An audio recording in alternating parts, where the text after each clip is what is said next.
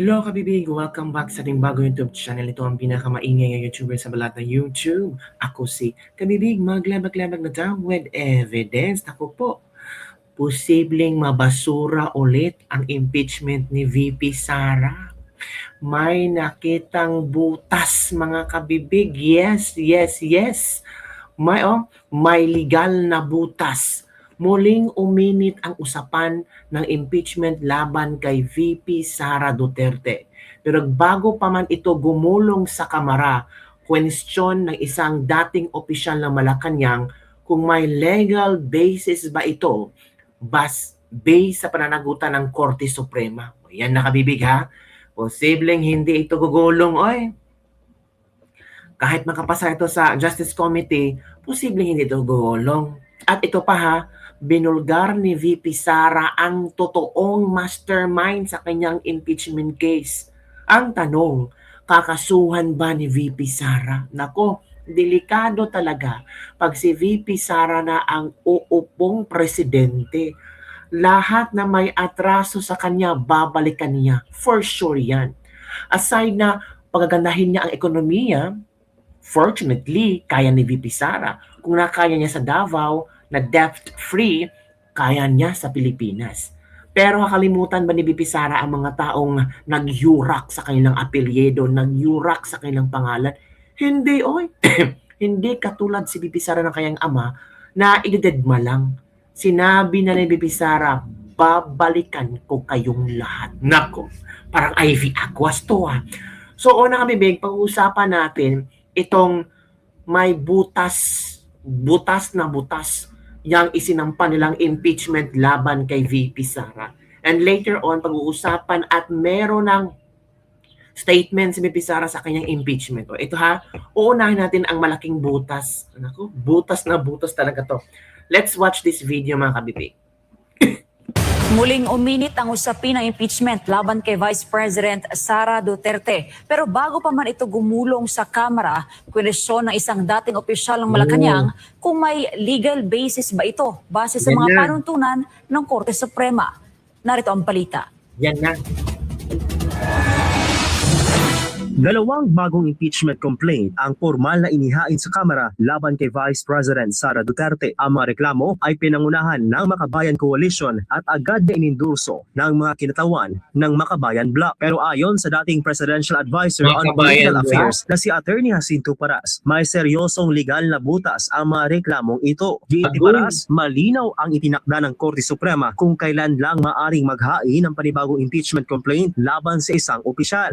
Medyo komplikado yan kasi very specific yung desisyon ng ating Supreme Court. Doon sa desisyon nila noong July 2025, ini-specify ng Korte Suprema na February 6, saka yung malilift yung 1-year bar. Dagdag ni Paras, maaaring maibasura ang mga reklamo dahil posibleng sakop pa rin ito ng 1-year bar rule kung saan bawal magsampa ng panibagong impeachment sa loob ng 1 taon matapos ang unang reklamo.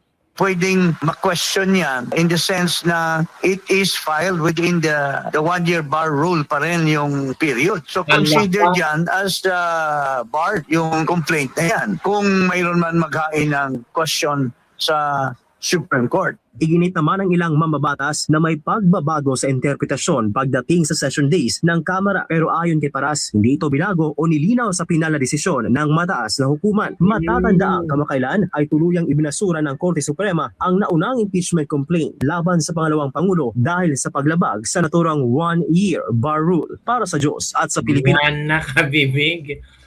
Ito ang komento ng ating mga netizen. Kahit anong gawin, di nyo kaya alam yan. Takot na takot kasi sila na si VP Sara maging presidente. Tagal ng 2028. Imbis na magserbisyo, puro impeachment ang inatupag ng mga ito. Excited kasi ang mga leftist is, yung mga nagnaka ng billion-billion, pinabayaan nyo kasi bakit? Nagkaroon din kayo. Hala ka. Pag-aralan ang desisyon ng Korte Suprema para maintindihan, magbasa ulit ng mga libro sa batas para maintindihan ang legal system or jurisprudence sa Pilipinas. Singiwi din kasama sa impeach and fair siya ang lider ng buwaya. Lahat na nasa gobyerno impeach na. Gulo nyo. minadali nila kasi may sakit na yung presidente nila, baka kasi biglang magdesisyon si San Pedro, magising na lang sila. Sa umaga, si VP Sara na ang presidente, na habang si Pepsi pa, ang Senate President, madali ang tagumpay nila kasi karamihan ng ang nasa Senado at Kongreso mga walang prinsipyo. Yun ang iibang komento ng ating mga netizen. At today or yes, ngayong araw na to ay nagsalita na si VP Sara at at ito binulgar niya kung sino ang totoong mastermind. Sino ang ang tawag dito, nag-direct or nagsulat ng mga impeachment. Itong gawin nyo, ganyan. Yan, siya ang mastermind. Ito ko bibig panoorin natin ang statement ni VP Sara tungkol sa kanyang impeachment case at meron siyang binulaga pangalan ng isang politiko na posibleng ali. Ito na kabibig. Let's watch this video.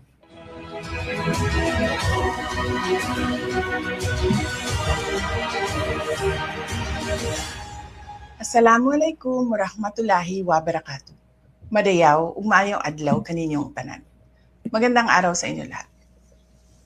Ang impeachment complaint na inendorso ng akbayan ay isang papel na walang kalakip na kahit anong ebidensyang magpapatunay sa mga paratang na isinasaad dito. Agoy. Hindi na ito bago. Matatandaan na ang impeachment laban sa akin ay naging sagot nila sa aking pag-alis sa gabinete.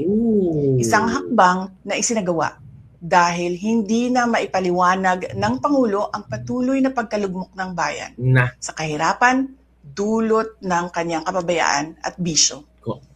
Noong 19th Congress, binuksan pa nila ang isang investigation in aid of legislation. Tama. Hindi upang lumikha ng batas, kundi upang magsagawa ng isang malinaw na fishing expedition para sa planadong impeachment laban sa akin. Correct. Paulit-ulit nilang ibinandera ang isyung Mary Grace Piatos bilang umano'y bahid ng katiwalian. Kahit na sa kabila ng lahat ng investigasyon ay wala silang naipakitang kahit isang direktang paglabag sa paggamit ng confidential funds. Correct. Sumunod na dito ang bentahan ng mga pirma para sa impeachment at ang mga tinaguriang for later release projects na ipinangako umano sa ilang miyembro ng Kamara upang itulang ang impeachment laban sa akin.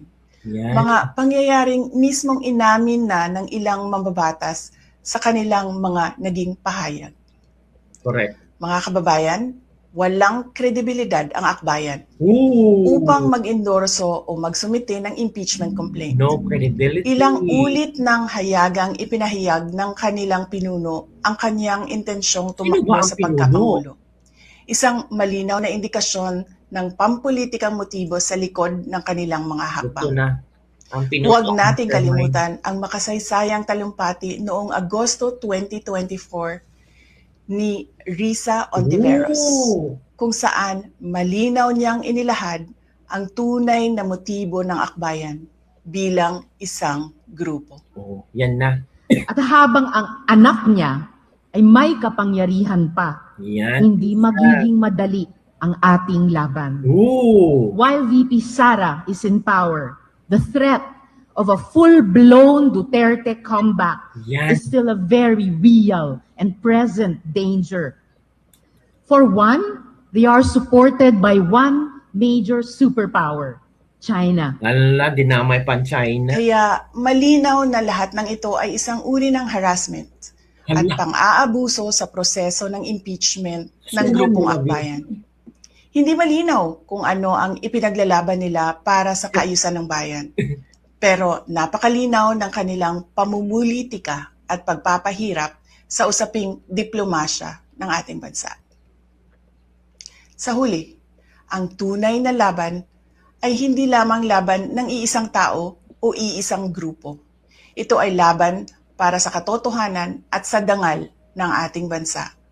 Naway magsilbi itong paalala sa ating lahat na ang kapangyarihan ng impeachment ay hindi dapat ginagawang sandata ng politika, kundi isang banal na proseso para sa hustisya at pananagutan. Sapagkat kapag nanaig ang abuso, ang tunay na talunan ay ang sambayanang Pilipino. Correct. Syukran. Yan mga kabibig. So, nabulgar ang mastermind. Laban diha, VP Inday Sara. Duterte pa rin. Majority kaming Pilipino niwala sa mga Duterte from Sara Galano. Duterte pa rin sa 2020. I know God will guide you, hoping that we can defeat evil. The future president of the Philippines, we are not naive. We can see the truth. These political attacks only strengthen you while damaging their own credibility. Laban lang, VP Inday from February Dave. Our future President 2028. Laban ito, Inday ng kasamaan at kabutihan at kaming taong bayan ay ayaw ng kasamaan. Ayaw namin ang magiging Communist Philippine Republic. Sa palagay ko, ang naglalaban dito ay ang mga politikong kurakot laban sa ordinaryong Pilipino o taong bayan. Tulungan mo, Inday, kaming taong bayan sapagkat kung pera ang pag-uusapan ay wala kami dyan. Pero sa pagkakaisa, nakahanda kaming ibuhos ang aming suporta sa iyo, Inday Sara. Mahal kita or mahal ka namin. From Sority, Bethany. Laban lang, Ma'am VP Inday Sara Solid. The brave woman in 2028. O yan ha. Laban lang, VP. Gawin nila lahat para mawala ka bilang VP dahil alam nila na ikaw ang magtatapos sa kanilang mga gawain nila sa pagkuha ng pera ng taong bayan at ipapanilang ginawa. Ayan, kapipig ha. Yan ang ilang mga komento ng ating mga netizen na lumalaban sila para kay VP Sara. Nako po. Paano yan? Parang pinag-uusapan na talaga ito at talagang binulgar ni VP Sara kung sino ang nasa likod nito. Sabi nga ni Atty. Rowena Guamson, bakit kasi puro lang confidential funds. Bakit anong sabi ng COA? Ano ba ang sabi ng COA? Unmodified. Pinakamataas yan na binigay ng COA kay VP Sara. At kung meron mang may respiatos o hindi tama ang paggasta ng OVP ay natural. Sisingilin siya ng COA at ipababalik ang pera. Hala ka mga kabibig, yan na nga. Yan na ang ating hihintayin kung ano ang next move ni Risa Hontiveros. Talagang nandun siya sa video. Dito siya sa video ni VP Sara. Ang talagang warang kredibilidad yung isinampay lang kaso. As in, worthless mga kabibig. Senseless. Diba? So ikaw kabibig, ano ang iyong opinion hinggil dito? Yung mga nagsabi na si VP Sara magre-resign, natakot sa impeachment, magre-resign, tapos may may sasagip kay VP Sara, may aangkin sa mga pagnanakaw ni VP Sara. Yun ang mga pinalabas na istorya ha. Na natakot si VP Sara, magre-resign para makatakbo sa tunod. Excuse me. Ito na ang statement ni VP Sara hindi siya takot at hindi siya magre-resign. Ipapakita niya, isasampal niya sa mga pagmumukha nyo na kaya niyang labanan kayong lahat. Since 2023, 2024, sinimulan nyo na si VP Sara Lahat ng mga masasamang balita para ibinato nyo na sa kanya. Pati ang tatay niya nandun na sa ICC, naghihirap na. Nang dahil sa inyo. I'm sure tawang-tawa kayo. Sana makaraman din kayo. Sana hindi mangyari sa inyo kung ano ang nangyari ng Tatay Digong. Sana kung mangyari man sa inyo yan, doble, triple yung paghihirap ang mararasan nyo. Ayan kabibig ha. Ang galit kasi ako kasi sobra na ang ginagawa na kay VP Sara. So, yun lang kabibig ang ating Libak-Libak for today. Ano ang opinion dito? Palakpakan natin si VP Sara. Ang tapang, hindi takot magsalita. Hindi takot na ibulgar kung ano ang plano na Risa Hontiveros para sa kanya, para sirain siya. Diba? At posibleng may butas ang impeachment. Yan, legality na yan, technicality na yan ha. Ano kaya ang maging sagot na dito? Don't forget to like, subscribe, and share this video. Bye everyone. See you next time. Grabe no? VP Sara, tapang mo.